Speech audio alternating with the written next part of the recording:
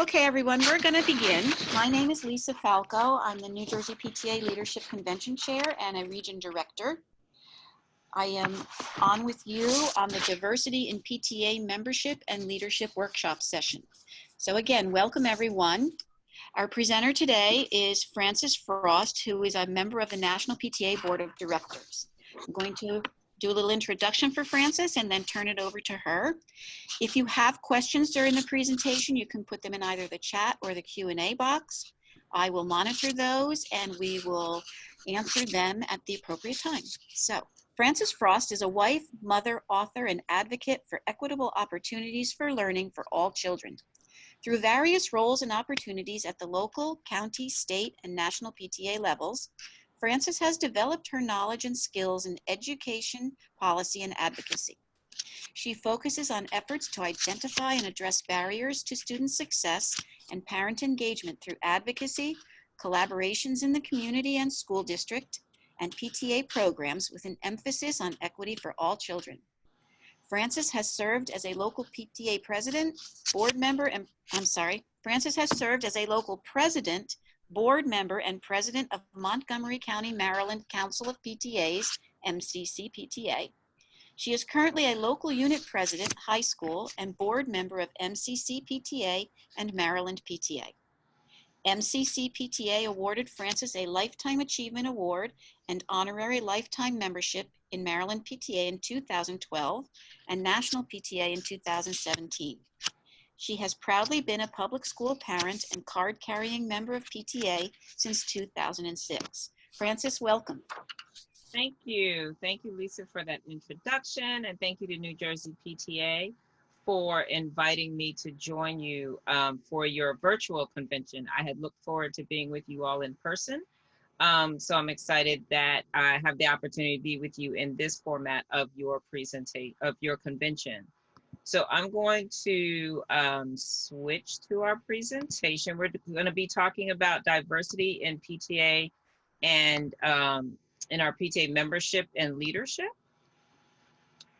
and get some ideas going about what you're doing in your local PTA or your council or state, depending on what level you're on. And just think about, how do we make our PTAs more inclusive? How do we make sure they're more equitable for our children? So we'll talk about a few things. We'll define our concepts of diversity, inclusion, and equity, apply them to our units. We'll analyze diversity in your local units, and then we'll talk about some strategies to increase your diversity and inclusion in your PTA. So I want to start out with just getting to know who's here. Lisa, you're familiar with some of the cities and some of the PTAs. I'll ask people to drop their name and either their role in the PTA or what PTA they're in or what city. And Lisa, if you could help me just kind of call out some of those so I get an idea of who we have. I get to travel to New Jersey every now and then for either PTA business or other sorority business. And I always say I need to get better with my PTA, with my New Jersey geography. So that's one of my tasks that I need to do. Okay, we have a PTA president from Manchester Township. Manchester, is that Heather? Ocean Thank you for joining us. That's in Ocean County. All right. I do know that you all have some great beaches up there. So I'm missing that this summer. And Kathy Lindenbaum, our New Jersey PTA president, is with us. She's also from Ocean County. Hello, we have Karen Diggs from Essex County. Jeffrey Dodd from Manchester PTA, also membership chair, I believe. We have a membership chair. Great, great, great. We have our fundraising chair, Heather Lee from Hudson County. Welcome, Heather. Thanks for joining us. North Jersey.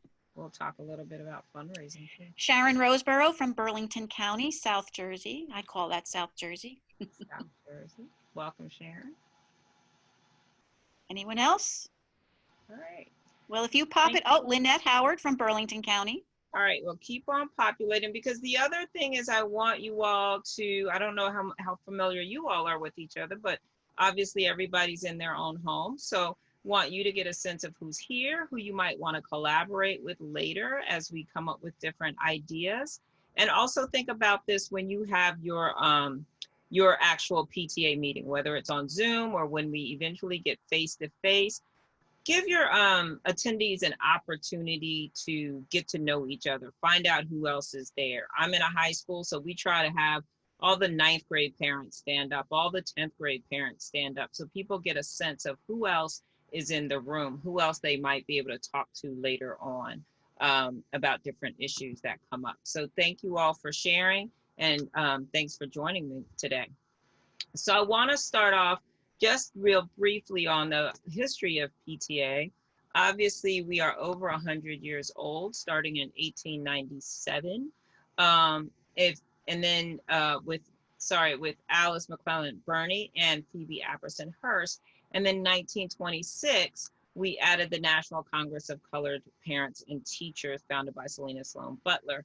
And so if you had the opportunity to join the webinar earlier today about the unification of the two PTAs, you were able to listen to a great webinar about the history of how our organizations came together to create the national PTA that we know of now, which happened in 1970.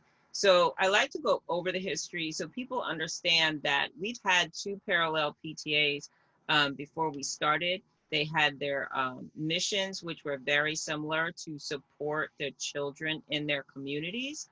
And these PTAs were separate because our schools were separate. And when we became integrated in schools, our organizations started coming together.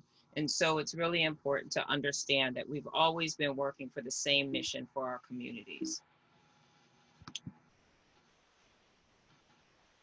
So I want to start off with defining what our concepts are that we're going to be talking about today. Let me move this out of the way for a second. So first is diversity. We always talk about diversity, inclusion, and equity, and some people use those words, alternately as if they're the same, but I want to give some distinction between them. So the diversity is the condition of having or being composed of different elements. It's just, diversity just means you have a whole bunch of different things, different people who are together. Inclusion is an action, right? It's the act of including people. So you actually are going out there and taking this diversity of people that you have and making sure that all of those people feel inclusive. It's not just that they're sitting there, that they're actually being part of the work that is going on. And then lastly, equity is your justice, right, for all of the people in your group. These are the Merriam-Webster definitions, but hopefully you heard in the National PTA Convention that we are developing our own definitions to apply to PTA about diversity, inclusion, and equity, and what does that look like in PTA. So we want to talk about why do we focus on diversity and inclusion and equity. It could be just the catchword, the thing that we do right now, but there are actually practical reasons of why we do this effort of engaging all parents in children's education. Obviously, it's the mission of our organization, but from a practical sense, there's real benefits to children and family. Research has shown that children whose parents are involved in school are more successful in school, and that's from K through 12. Whether it's that their attendance is better, they behave better in school, there's a better communication and relationship between the teachers and the parents. So we want parents to be engaged. We want all parents to be engaged because it does help children to perform better in school. There's a higher graduation rate, higher attendance rate, and kids do better in school. We also want all parents to be engaged so that we can more authentically advocate for the needs of children. When we're talking about advocacy, it's one thing to say, I think that group over there needs this thing. But it's much better if that group of people that you're trying to advocate for is actually part of your group, right? So I don't have children who have special needs, but I do support the advocacy for those children. But to be able to advocate, I need to understand what are the real issues. So I have to work with parents of children who have special needs. I can't just speak up for people that I don't know anything about their lives. So we need parents to be engaged so that we can authentically advocate for their children. And of course, from a practical standpoint, as an organization, more parents means more voices and more hands to do the work of PTA. So first of all, let's talk about how you know your school and your PTA data in a way that you can effectively advocate. So one of the main things that we generally know as PTA members, but sometimes we don't, are the demographics of your school district. And I chose school district, but you also want to know like your particular school, your school district, your state. You want to know who is in your school. This shows your diversity of students. This isn't anything you can do anything about. The people who live in your community, in your district, in your state, those are the people who are there. But we want to have an understanding of what does our school population look like. So for this example, I just chose the Maryland data. I'm in the state of Maryland. So I chose the Maryland 2016 data. You can see that our school population is mainly white and African American, and then Hispanic. Our smallest population is Asian, and then 2 or more races. We have very few American Indians or Alaska Natives, as you can guess, for the state of Maryland. And we have very few Hispanic and Pacific Islanders. So when this is important, when we start looking at other data, right, around our students, then we want to compare, right? Because we want to know what is the absentee data. How many kids are absent, and how does that compare to our state data or our school district data, whichever level you're looking at? If you're looking at students receiving special services, you want to know how does that compare to our community? When you look at discipline in particular, that one comes up a lot. You want to look at what are the rates of discipline? Who is being suspended? Is that comparable to the population of students? And if not, why is that different? So the previous slide showed you that about 35% of our students are African American. Now, if I look at the suspension data, for instance, and find out that 75% of students that are suspended are African American, I want to know why. Why is there that big disparity in data, right? Because I don't believe that African American children are that worse behaved than other children. So that's why your data is important, so that when you start looking at student data, you know what you're looking at. Same with graduation. If the graduation rate is 90%, but certain populations aren't at 90%, we want to know why, and how do we, as an advocacy organization, help to move those numbers forward. Now, I want you to take some time. If you have paper in front of you, you can start doing this or do it later. Think about who is in your community. What are the students? What are the different populations? What are the different groups in your school community? That's our diversity, right? We have Black students, we have white students, we have Asian students, we have English language learners. Feel free to drop in the chat if there's any particular groups that you think that I am missing, that you know are particular in your community and that show up in your community. I know there's communities who have foster families. I don't think I have that on my list. We have foster families. We have families with adopted children. I have military families. I'm one of those. As a child, I was a military family. But then also think about, you have children who are in a magnet program or an immersion program, or for some reason you have kids in your school who don't live in that community. They're there for some type of magnet program. So think about all the children who are in your school. Then I want you to go back through and think about who is in your PTA, right? So ideally, every community that's in my school is represented in my PTA. But unfortunately, that doesn't always happen. Sometimes we find out, well, we have all these children in our community, but that's not what our PTA looks like. So by doing that quick exercise, and you can do this as a board, right? Do this as a brainstorming activity with your board. Then when you identify who is not represented in your PTA, there's the marching orders for your membership committee.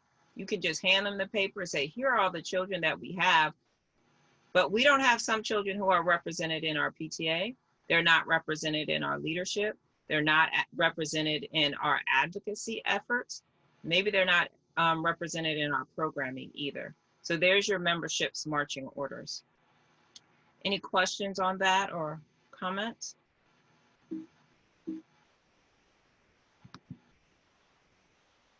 All right, so that's looking at your diversity, right? That's telling you who's in your PTA.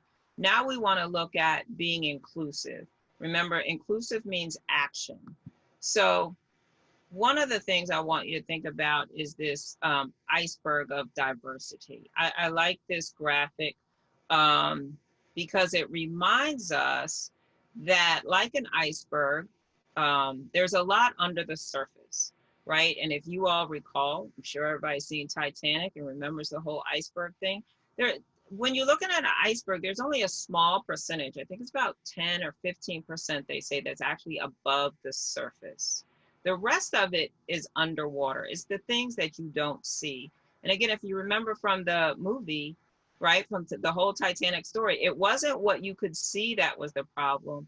It was what was underneath that they really needed to know about. So a lot of times we do PTA programming and planning from the surface level. We say, okay, we have some Hispanic families. We should make this flyer in Spanish, right? But we don't get to the deeper level. We don't get to that deep reason of why they would want to be members of PTA. What programming do they need? What advocacy do they need? And when we get to the deeper level, we're talking about, who are you? Who are these people, right? If you think about it, the deeper level answers the question, if you really knew who I was, this is what you would know about me. So from the surface, you would know that I'm an African-American woman. You may know that I previously was a teacher. If you see me walking around, you'll know that I'm always drinking coffee. You know that surface level about me. But when you get to know me a little bit deeper, you know that I have 4 children. I have an African-American son who I'm always concerned about every time he walks out. I have 2 kids that I just dropped off to college. So you can imagine the nervousness I have right now of watching the COVID counts across the country. And you would know that I grew up as a child of an immigrant, that English was not my very first language, right? So you would know those things. And then that level not only builds relationship, but it will also help you think about, what does your PTA programming look like? So we want to get to that level, and not by interviewing people, right? But by thinking about it, by being more inclusive, just by building relationships, we know more about people and what does our PTA leadership, what is our programming, what does our advocacy need to look like. So I want you to think about what's on the surface and what's a little bit deeper.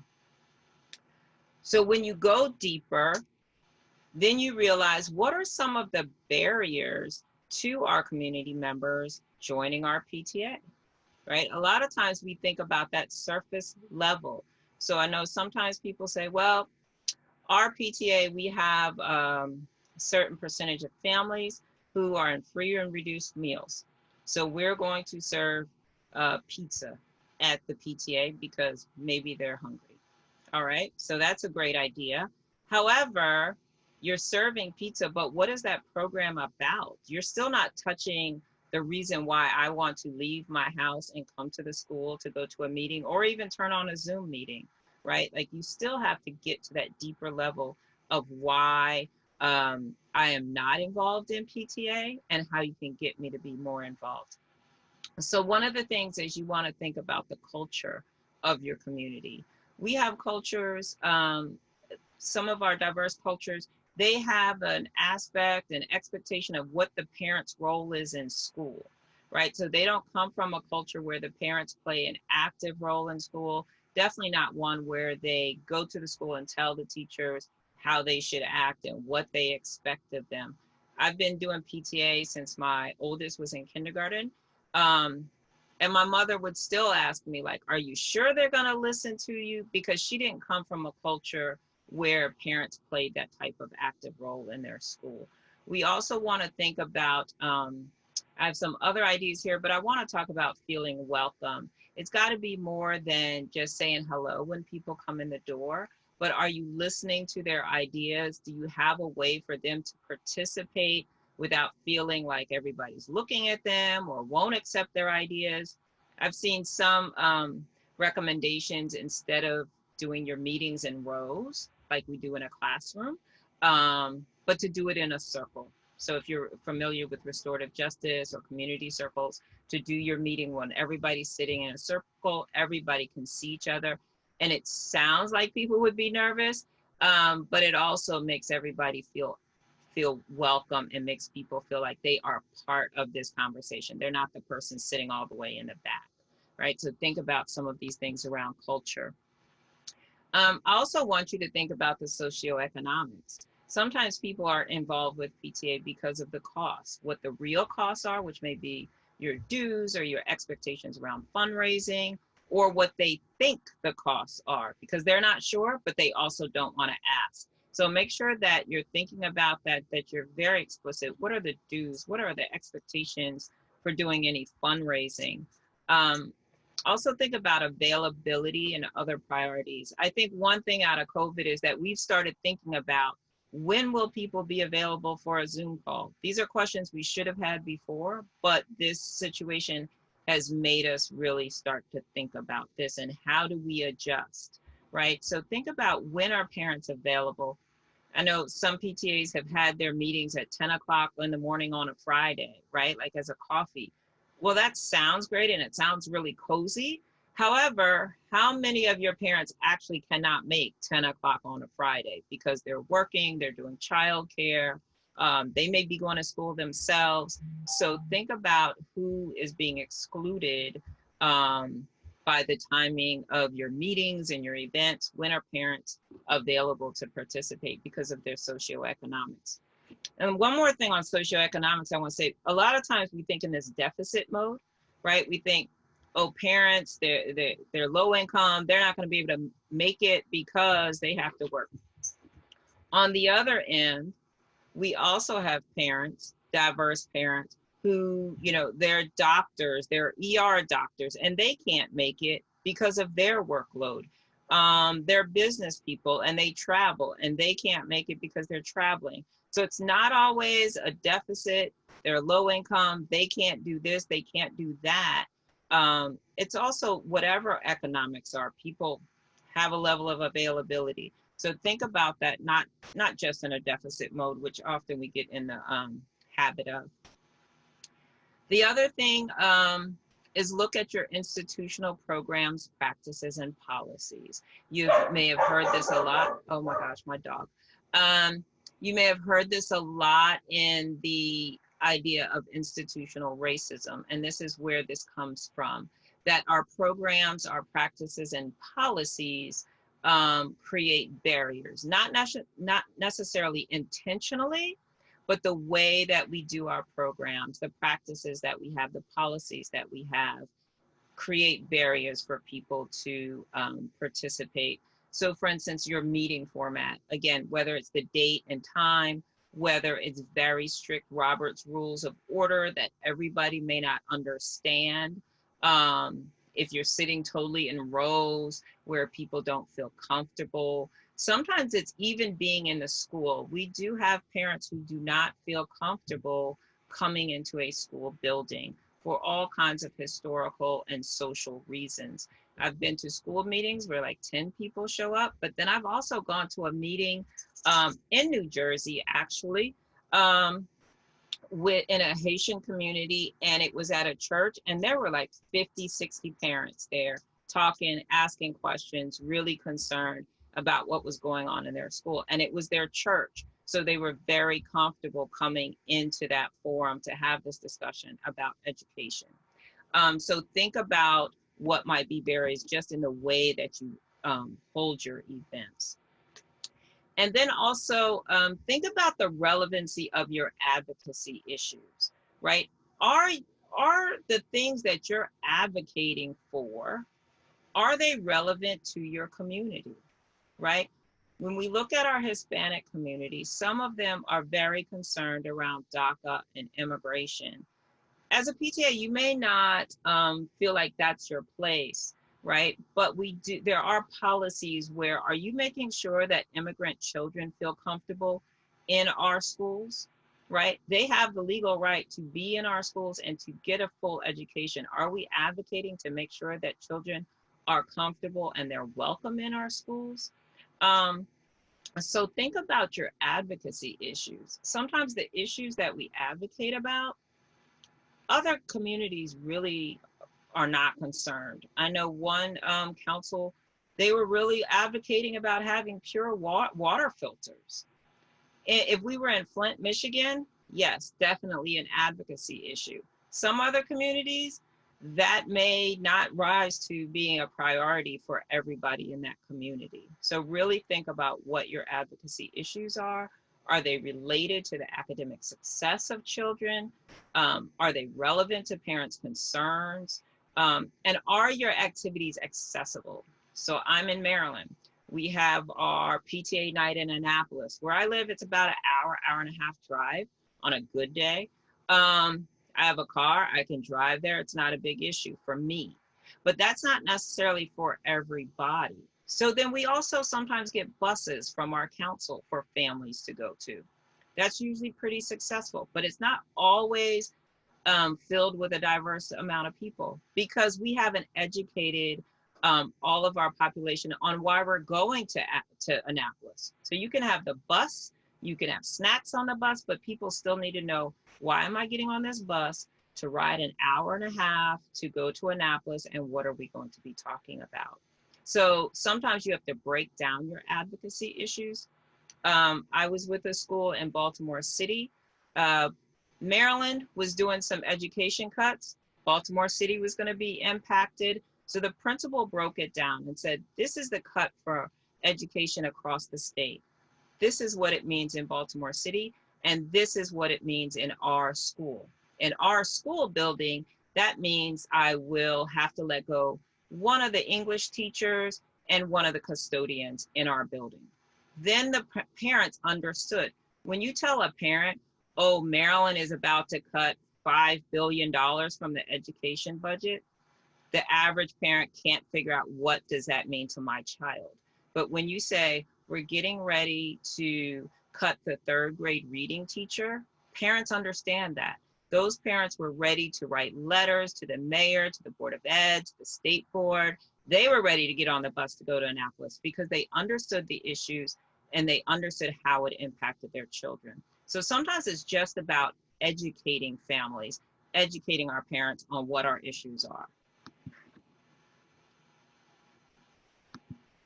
So all in all, just take the time to get to know your community, address what matters most, develop programs and activities that overcome your barriers, and then be intentional about your efforts. We don't become inclusive by chance. We have to do the work for it. Lisa, am I good on comments or questions? Yes, we don't have anything quite yet, so Alrighty. we'll keep going. We'll keep going. So we're going to talk about how inclusion requires action, right? We actually have to be intentional. So I have a few examples, but let me just go over in general what we're going to talk about. Our general approach to PTA is we keep on doing what we're doing now around membership, around leadership, around programs, including fundraising, without a specific focus. We just do what we've been doing. And if you're on the Facebook leadership page, you'll see a lot of people who say, well, we can't do that unless it's for every child in the school. I forgot what the example was yesterday. But let's say we want to buy school supplies. Somebody will say, well, we can't buy school supplies unless we buy school supplies for every child in the school. That's the general approach that we take. But when we think about being more inclusive, we have to think about, well, who needs us? Who needs us to advocate for them, right? So we think about building relationships with our parents and families, not just inviting them, not just giving out stickers, but what are we doing to really build relationships with parents and families?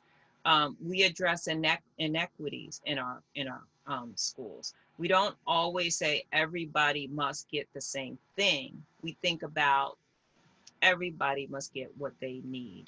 So my example, if we're talking about we're going to get school supplies for every child in our school, when we're being more inclusive, we think about, well, does every child in our school need us to buy school supplies? Or are there certain students in our school who really need this support more than others? And it's okay to support the children who really need this, not make sure that everybody gets everything, right? So we want to address the inequities that are in our school, and we include our impacted groups in the development and implementation of our ideas. We don't just come up with these ideas of what we're going to do for those people over there, for those kids over there. We are going to include parents, we're going to include students in talking about what is it that our students need. So we'll go through a few examples. Please feel free in the chat to drop in ideas or questions as we go through. The first one is around membership. Generally, we ask the parents we know, we ask our friends, we ask the other parents in our book club, the parents at the bus stop to be in the PTA, and we assume everybody knows what PTA is. And you'll see I use PTSA and PTA interchangeably. I think everybody knows that, but look at me, I'm making an assumption. The PTSA is for Parent Teacher Student Association. Some of our PTAs do include students. So I use those interchangeably. So again, we assume that everybody knows what PTA is, right? We pass out flyers. Clearly, everybody must know what it is. But when we think about it, everybody doesn't know what PTA is. And even some of the people who think they do, they don't really know what we're about. They still think we're selling cupcakes, right? And I know a lot of us do a lot more than sell cupcakes. So when we're thinking about being more inclusive, we ask every parent to join the PTA, not just the parents that you know. And this, maybe you need membership chairs who are a little bit more outgoing, who are, comfortable asking every parent who walks down the hall to join the PTA. That's okay. Use people's strengths, right? We partner with our community organizations. If you have an NAACP in your community, if you have a Latino parent organization in your community, you may have churches in your community, partner with them. Talk about why, their members should be a member of the PTA. Are there areas where you all can work together? So look around in your community for other partner organizations and really share the message that PTA is for every parent, not just the stereotypical parent that they may be thinking of. So I have for you an example from our new national PTA membership campaign. There's no wrong way to PTA. I like some of these graphics, one, because I think they are just bold and modern looking and eye-catching, but I like the message, right? On the one hand, we have PTAs for moms. That's our traditional model. That's what people usually think. But PTA is also for moms, dads, grandparents, caregivers, community members. You can keep on going. Who else is PTA for? It's for everybody. And I saw some of the membership chairs. So hopefully you've had a chance to look on National PTA and download some of these materials. I think it's also nice because you can personalize some of these materials for your own PTA. So let's look now at leadership, right? Excuse me. So a lot of our PTAs, I'm gonna keep track on time. A lot of our PTAs, they rotate the same PTA leaders, right? I could ask you all to raise your hand if I could see you. How many people have been president before? How many people have been treasurer before? A lot of us have been in that role, and you were in that role when your kid was in elementary school and middle school and high school. I worked with one PTA where they had two moms who had been the PTA president for years. They just switched off and on, right? That doesn't build leadership, right? I know a lot of times in high school, we'll say, you know what, let's look at a ninth grade mom who is the PTA president in the middle school. Let's get her to be the, officer in the high school. And we do it in middle school, right? Who's an elementary mom? Make her an officer when she comes in. which is an idea for continuing leadership, but it doesn't spread the opportunity to be leaders. Your nomination committee just asks their friends, right? Instead of actually going out and actively asking parents, would you like to be a member? Would you like to be a leader in the PTA? And here's all the opportunities, right? We assume people don't have leadership skills, but there's a lot of parents who have leadership skills. They just don't know how they can apply it, or that they're welcome to apply it in the PTA. So we have to be intentional about inviting new members, and inviting new members as committee members. You can't just walk up to somebody and be like, will you be the PTA president? Most times they will say no, right? But we build leadership by including more parents in our committees, letting them have the opportunity to work in the PTA, get to know what we do, know the school, know the community, and allow them to grow and step up into leadership, just like I'm sure many of you all did, right? Actively involve new committee members.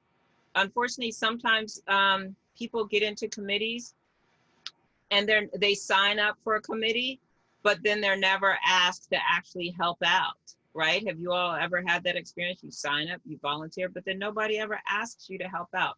So get your committees to really make sure that they're asking people to help when they sign up to be on a committee. And then this goes back to your policies. Review your bylaws and see if there's any leadership requirements that limit parents from participating.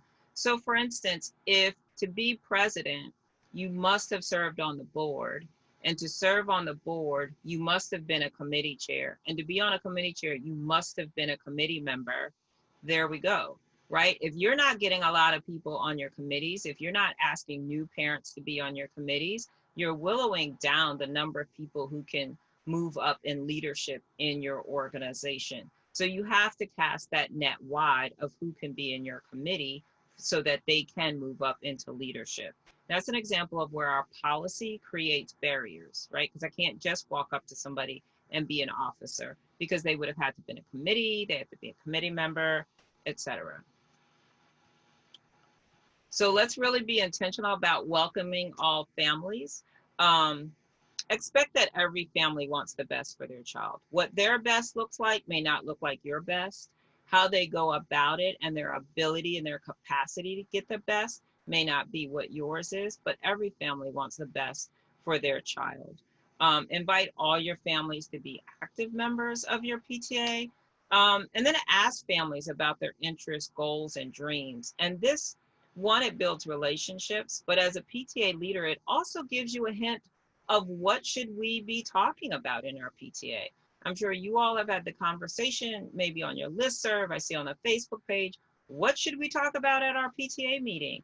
I can't tell you what to talk about in New Jersey in your PTA meeting, because I'm not familiar with the issues in your school and in your community and your state, but your parents are.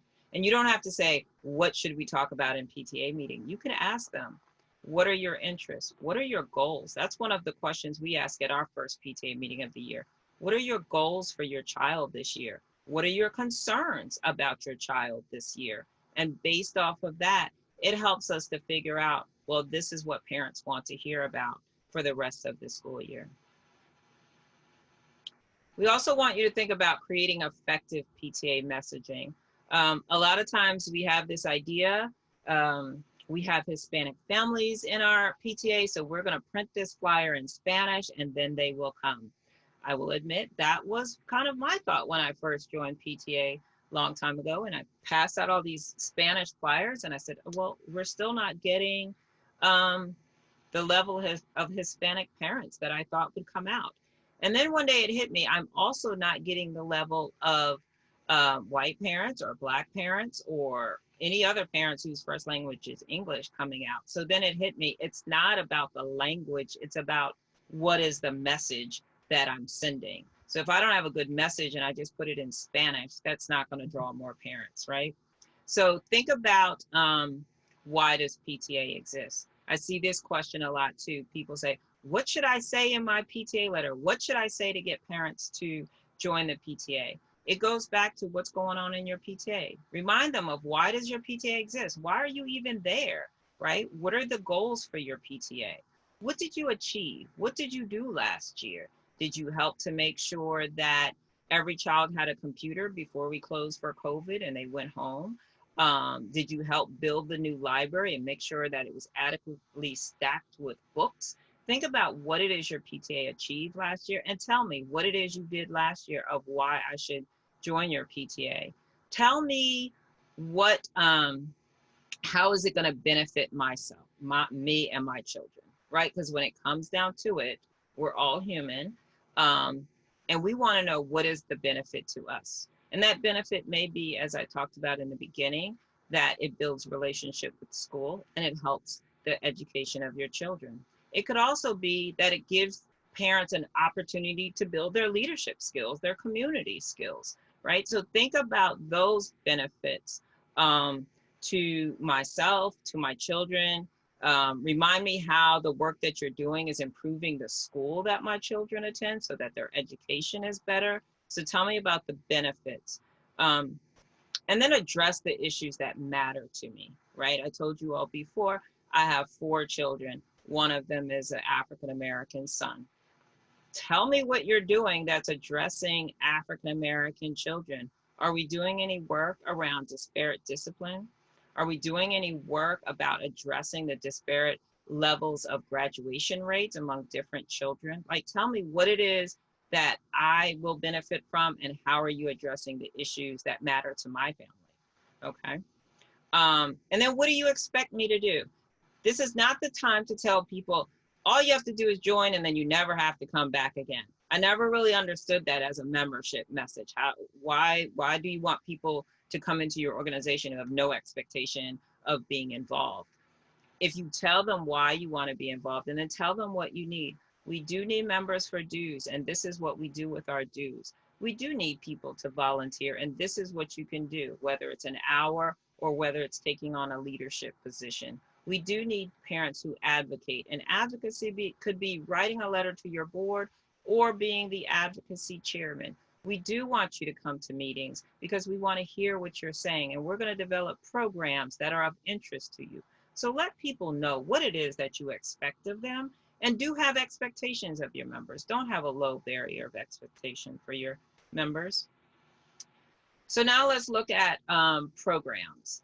And I have a bunch of these, but I'm not going to run through all of them. But I want you to think about this. And I think, did I click the wrong button? So, and when we're thinking about programs, we generally do the same program that we did last year. And when you ask PTAs, why are you doing that? They'll say, well, we've always done this program. We've done this program for the last 10 years, right? Take the time to look at your community. Is your community still interested in that program? Do people still come? Does anybody even want to chair that event? How many times have you been in a meeting and somebody says, please chair this event? When somebody doesn't want to chair it, maybe it's time to let that program go. If nobody's attending, maybe it's time to let that program go, right? Look at your community, figure out what it is that they want. Maybe they don't want that same program that you've been doing every 10 years. And I know sometimes it's a little bit scary to be that person who says, we're not doing the water balloon toss anymore because it's somebody's favorite activity, right? But sometimes you have to be brave and say, we're not doing that anymore. Be more inclusive when you're planning your programs. Invite more parents to help plan the programs. You may come up with whole new different ideas and addressing programs that people really want. And then sometimes you don't have to come with a whole new plan. Just think about having diverse representation in your plans. So maybe in September, you know, in a normal time, you would have a fall festival. You don't have to change the fall festival, but maybe you'll change components of the fall festival, right? Maybe you'll have performers who are more representative of the children who are in your community. Maybe you won't have the water dunk tank because nobody wants to go in it, but there could be another activity that people enjoy. So you don't necessarily have to change the whole program, but tweak it to match the expectations and the likes of the people who are in your community. Right, so I had some other ideas around family reading night. Keep family reading night if you want, but think about what are the goals around family reading night? Why are you having it? What are parents supposed to get out of it? Who most needs to come to family reading night, and how do you meet the needs of those families, right? So think about what it is your parents might need. I put in here navigating Zoom classes. That's something that we may not think about. We think, oh, everybody has a computer, they have a Chromebook, we're ready to go. But every family doesn't know how to get onto Zoom and what that actually means. Maybe you just need to have a workshop on that. Our school has a whole workshop on how do we get onto Naviance, which is the system we use for college applications. Have a program. How do you get on it? How do you look at it? How do you figure out college applications, right? Um, think about going deeper with your programs. A lot of times when we think, what is going to be our diversity and inclusion activity? We think, oh, we'll have International Night. We'll have Black History Month. We'll do Hispanic Heritage Month. And then we have a great activity. We have a wonderful international night. Everybody eats and it's wonderful. We have wonderful music. And then we never see those parents again. And then either we say, hey, we did our diversity and inclusion activity, check the box, or we wonder, why don't we see those parents anymore? So I want you to go deeper, take it another step, right? It's not about the events, but how are you building relationships with those parents? That, again, how are you pulling them in as members? So think about how do you continue having diverse activities throughout your year. You're going to have a book discussion. Think about who could be the author who's there. Advocate for religious holidays, right? Advocate around cultural competency. So think about how else can you be diverse throughout the year, not just in February for Black History Month or September for Hispanic Heritage Month, but all year long. Think about our fundraising. And this is something I've seen a lot. Oh, schools are closed. What are we going to do for fundraising? How are we going to do fundraising? And then we do the same fundraisers that we did before. So think about our fundraisers. I saw somebody was the fundraising and programming chair. Think about your fundraisers. Why are you doing fundraising? Fundraising is not the primary purpose of this organization, but we have to do it, right? Because you need some level of money to do what you do. So think about what is it that you do, right? What is the mission? What are the programs that you're planning? And then think about, well, if we're going to do this program and we're going to have a family reading night, we're going to give out books, we need to do fundraising for that purpose. Have a purpose for your fundraising that supports your mission.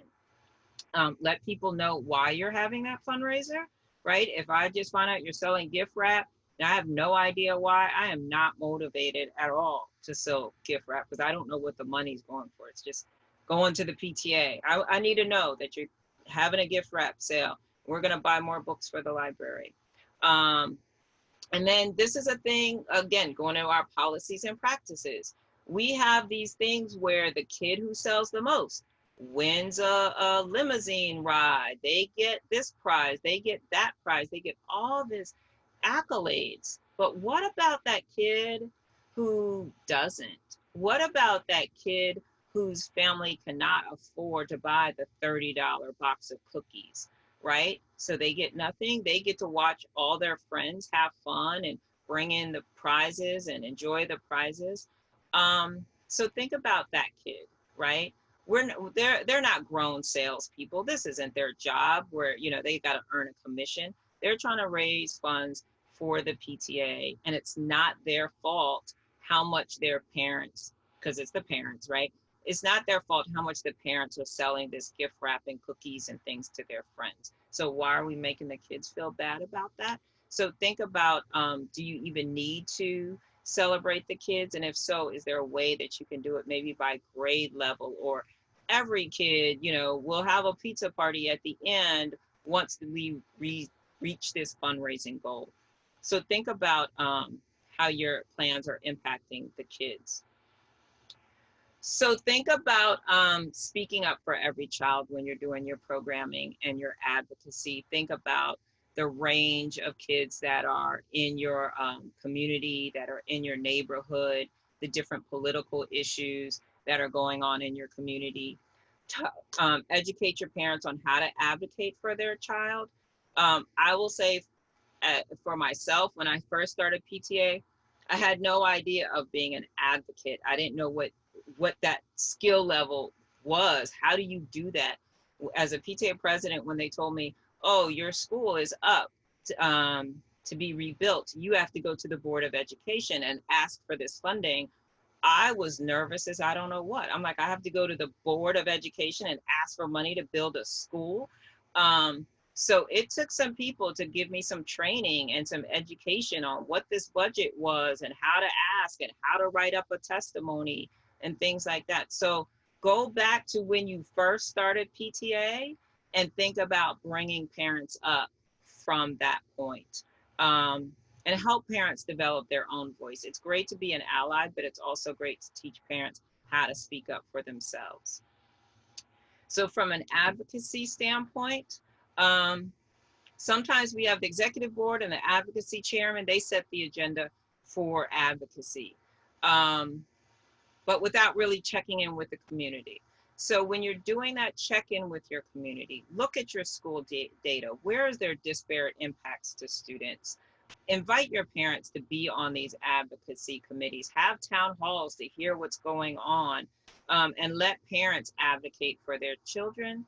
And then also look at what community organizations are out there that you can partner with, right? There's a lot of noise right now and protests around Black Lives Matter. If you feel like you are not the expert in advocating around Black Lives Matter, but your PTA wants to get involved, look in your community. What other organizations are out there who are advocating and that you can partner with? You don't have to do this all by yourself.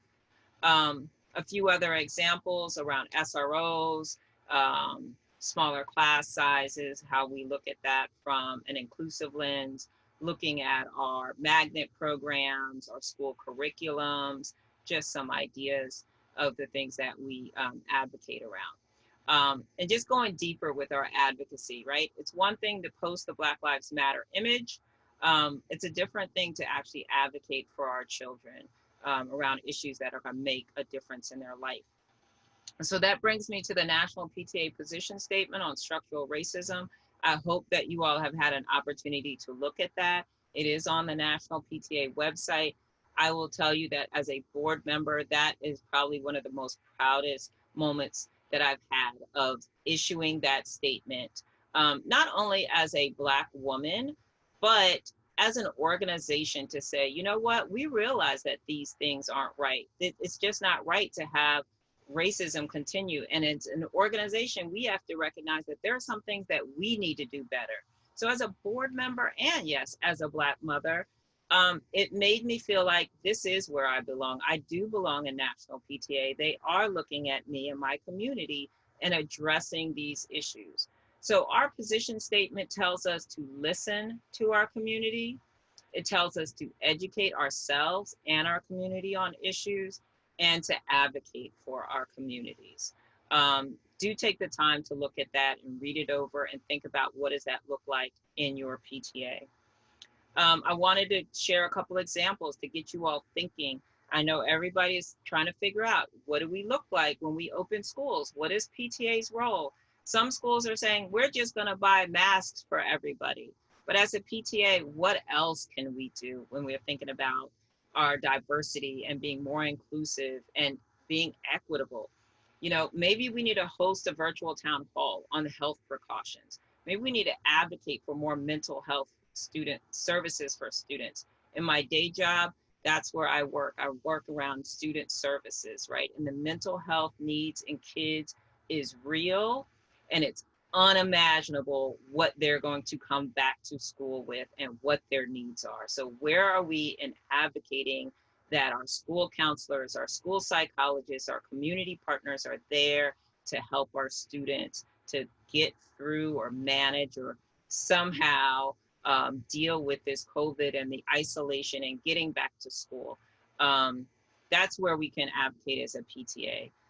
Think about digital access for our lower income students. And then I think I'm about to close because a lot of us have diversity and inclusion committees, and we think, I have a diversity and inclusion committee on my PTA. I've done my job. They will go over there and they will do stuff, and we will check the box and we'll be a diverse and inclusive PTA. I want to encourage you not to put your committee over to work alone in isolation of other committees, right? They may have some roles, but do integrate them into all of the PTA. Don't make them their own committee that works by themselves. This committee could be charged with keeping issues at the forefront of PTA planning, right? When your program committee, when your membership committee, when your advocacy committee is working, include members from your diversity inclusion committee in those committees to say, are we really looking at this from an inclusive lens? What do you think? What are we missing, right? When you have African American parents who volunteer, don't just put them on the diversity inclusion committee and be like, that's where you belong. Include them in all of your planning. This committee could also be the one that is charged with paying attention to student data around disproportionality and saying, you know what, we notice the graduation rates are a little bit different for our different communities.